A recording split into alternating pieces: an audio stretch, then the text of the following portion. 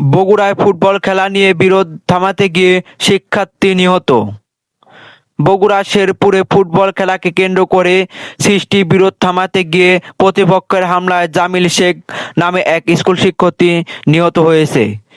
সোমবার ৩ আগস্ট সন্ধ্যা ৬:৩০টার দিকে উপজেলার সাপগান্ধী ইউনিয়নের শেরুয়া আদর্শ উচ্চ বিদ্যালয়ের মাঠে এই ঘটনা ঘটে। নিহত জামিল শেখ উপজেলার সাপগান্ধী ইউনিয়নের শেরুয়া দাহপাড়া এলাকার রকিবুল ইসলামের ছেলে।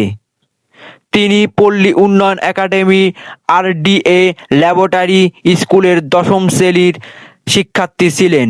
স্থানীয় ও প্রত্যক্ষদর্শী সূত্রে জানা যায়, সোমবার সন্ধ্যা শেরুয়া আদর্শ উচ্চ বিদ্যালয় মাঠে ফুটবল খেলার সময় দুই পক্ষের খেলোয়াড়ের মধ্যে কথা কাটাকাটি ও বিরোধের সৃষ্টি হয়।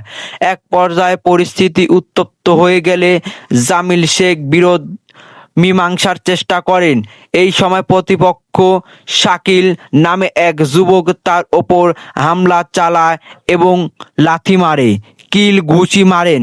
এতে জামিল গুরুতর আহত হয়ে গেলে মাঠে লুটিয়ে পড়েন। পরে স্থানীয়রা তাকে উদ্ধার করে শেরপুর উপজেলা স্বাস্থ্য কমপ্লেক্সে নিয়ে গেলে কর্মরত চিকিৎসক তাকে মৃত বলে ঘোষণা করেন। অভিযুক্ত শাকিল একই ইউনিয়নের শেরুয়া দাহপাড়া এলাকার শফিকুল ইসলামের ছেলে। স্থানীয় ভাষ্য, তিনি এলাকার একটি চাতালে ম্যানেজার হিসেবে কর্মরত।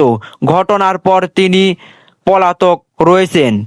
ঘটনার সত্যতা নিশ্চিত করে শেরপুর থানার ভারপ্রাপ্ত কর্মকর্তা OC SM মঈনুদ্দিন জানান, খবর পেয়ে পুলিশ ঘটনাস্থলে ও হাসপাতালে যান। ময়নাতদন্ত সহ প্রয়োজনীয় আইনি প্রক্রিয়া শেষ করে মরদেহ পরিবারের কাছে হস্তান্তর করা হয়েছে। তিনি আরও জানান, অভিযুক্তকে দ্রুত গ্রেপ্তার করে তার জন্য উপযুক্ত আইনি ব্যবস্থা নেওয়া হবে। এবং একটি সতর্কবার্তা, ফুটবল একটি আনন্দ ও সৌন্দর্য খেলা। একটি সামান্য ভুল বোঝাবুঝি, উত্তেজনা বা রাগের কারণে অনেক সময় খেলাকে কেন্দ্র করে মারামারির ঘটনাও ঘটে, যা অত্যন্ত দুঃখজনক। খেলাধুলার মূল উদ্দেশ্য হলো শারীরিক মানসিক বিকাশ, বন্ধুত্ব বৃদ্ধি ও সুস্থ প্রতিযোগিতায় মনোভাব গড়ে তোলা, কখনোই বিরোধ বা সহিংসতা সৃষ্টি করার না।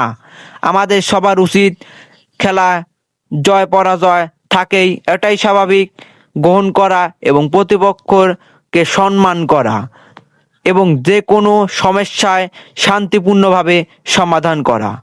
আসুন আমরা প্রতিজ্ঞা করি, খেলায় প্রতিযোগিতা থাকবে কিন্তু মারামারি নয়। খেলাধুলায় হোক সম্প্রীতি, বন্ধুত্ব ও ভালোবাসা। ধন্যবাদ।